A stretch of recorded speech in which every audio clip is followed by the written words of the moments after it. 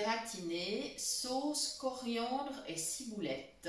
Bonjour et bienvenue, voici une nouvelle recette et comme elle sera publiée demain dimanche, voilà, on s'est dit que c'était un petit menu qui convient très bien pour un dimanche, pour un repas en famille, que ce soit plat principal ou entrée. Ça peut être une très bonne entrée que vous allez même pouvoir servir, pourquoi pas, dans des petits plats individuels si vous le souhaitez. Voilà, alors,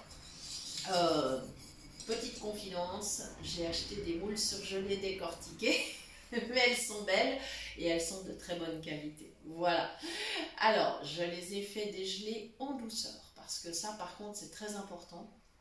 Donc elles sont dégelées tout doucement. Et ensuite, je les ai égouttées dans une passoire parce que vous savez que dans les sachets surgelés, il y a toujours quand même un peu d'eau, un peu, enfin voilà, de glace, voilà. Et donc, je les ai bien égouttées. Et donc, maintenant, elles sont dans le fond du plat à gratin qui est évidemment un plat anti-adhésif, ce qui me facilite la vie pour la vaisselle. Maintenant, la sauce, je suis en train de la préparer, de la finaliser. Alors, ce que j'ai fait, je suis partie sur une base de béchamel, mais je vous préviens, c'est une adaptation très libre. Alors, première chose, donc 40 g de beurre, 40 g de farine, que je laisse gentiment revenir. Ensuite, 500 ml de lait, très peu de sel, très peu parce que les moules ont quand même un goût déjà salé. Et je vais ajouter un petit peu de fromage, donc automatiquement très peu de sel sur cette base de béchamel.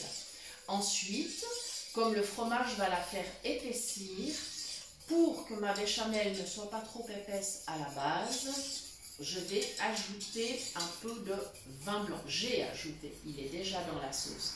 Alors environ entre 100 et 200 ml. Ça dépendra un petit peu de la texture de sauce qu'on souhaite.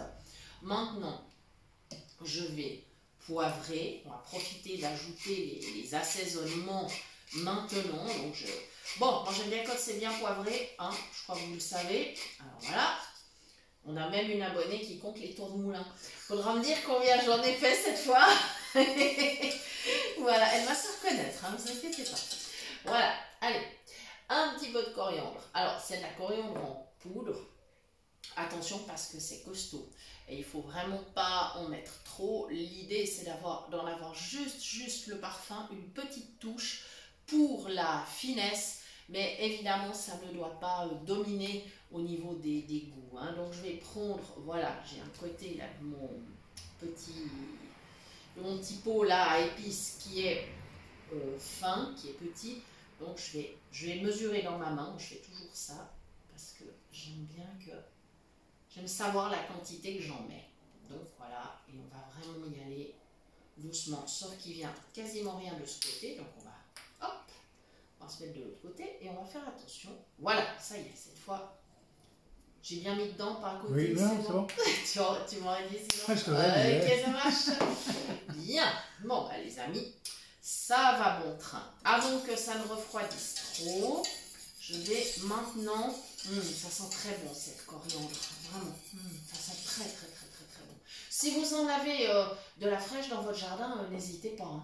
Moi, j'en ai pas. On en avait planté, puis elle n'a pas poussé. Bon, je sais pas pourquoi. Tant pis. Hein. Maintenant, le fromage, environ 150 grammes. Alors, il faut un fromage qui fond bien. Si vous avez, je sais pas, moi, comté, Emmental, gruyère, ce que vous voulez, ou si vous préférez partir sur un fromage de brebis, ou mettez ce couler en fait. Hein, ça c'est voilà, pas quelque chose de trop fort quand même, parce que ce serait dommage. Encore une fois, ça dominerait terriblement au niveau du goût. Donc voilà, il y a quand même des fromages à éviter sur ce plat. Restons sur quelque chose d'assez doux quand même. Voilà. Un fromage un peu jeune, pas trop corsé. Ça sera absolument parfait. Et voilà. Tout y est. C'est super. Voilà, je vais mélanger. Je continue de mélanger. Ma préparation étant encore pas mal chaude, ça devrait fondre.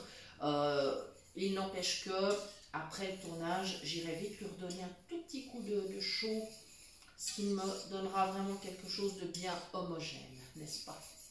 Mais ça fond bien. Alors, je précise, pour les personnes qui doivent manger sans gluten, évidemment que votre béchamel, vous la faites à la maïzena, hein, tout simplement. C'est un plat qui conviendra très très bien aux personnes qui mangent sans gluten et aux personnes qui ne peuvent pas consommer ni ail, ni oignon, ni échalote. Et ça, on en connaît aussi.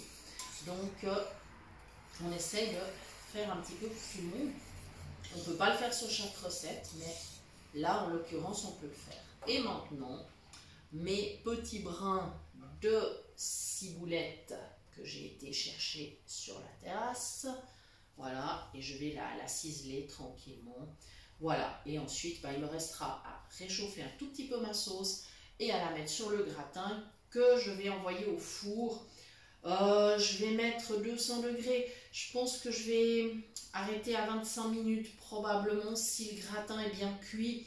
Si ce n'est pas le cas, je laisserai encore 5 minutes. Mais le but, c'est pas de surcuire non plus, ça serait dommage. Hein.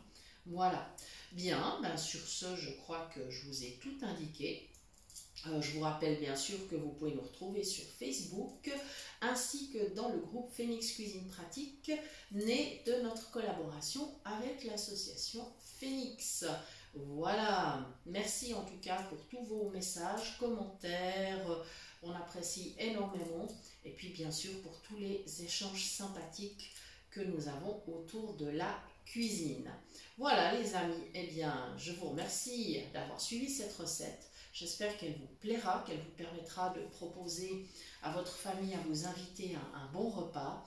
Et je vous dis à très bientôt pour de nouvelles idées cuisine.